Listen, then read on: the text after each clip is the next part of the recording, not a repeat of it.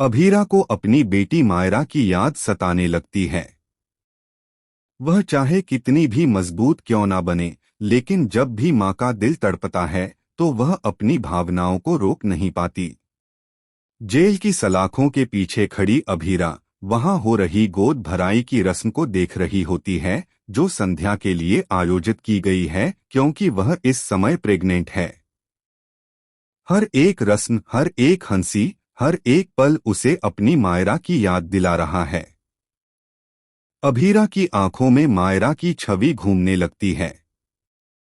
उसे वो पल याद आते हैं जब मायरा ने उसकी गोद में सिर रखकर बातें की थीं, जब दोनों ने साथ में स्लंबर पार्टी की थी और जब दोनों ने मिलकर हंसी खुशी के पल बिताए थे। जेल के उस उदास माहौल में भी उसे अपनी बेटी की खिलखिलाती हंसी सुनाई देने लगती है। वो आसमान की ओर देखती है, चांद को निहारती है और दिल से दुआ करती है। धीमी आवाज में कहती है, चांद, तुम तो हर जगह जाते हो। मेरी बेटी मायरा तक मेरा यह पैगाम जरूर पहुंचा देना। उसे बता देना कि उसकी माँ उसे हर लम्हा याद कर रही है, उसकी कमी को महसूस कर रही है। मैं उससे बहुत प्यार करती हूँ और जल्द ही उससे मिलने आऊंगी।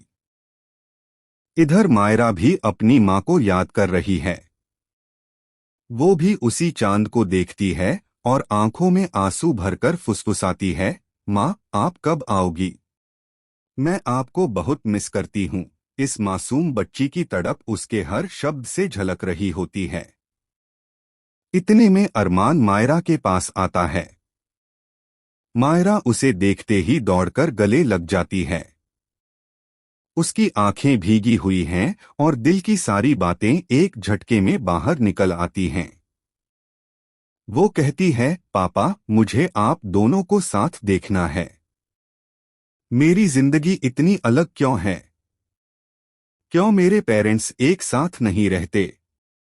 मैं चाहती हूं कि आप दोनों का हाथ पकड़कर चलूं। मैं चाहती हूं कि हम तीनों मिलकर लूडो खेलें, मस्ती करें, जैसे बाकी परिवार करते हैं। अरमान उस मासूमियत को सुनकर खुद को रोक नहीं पाता। उसका दिल टूटकर बिखर जाता है।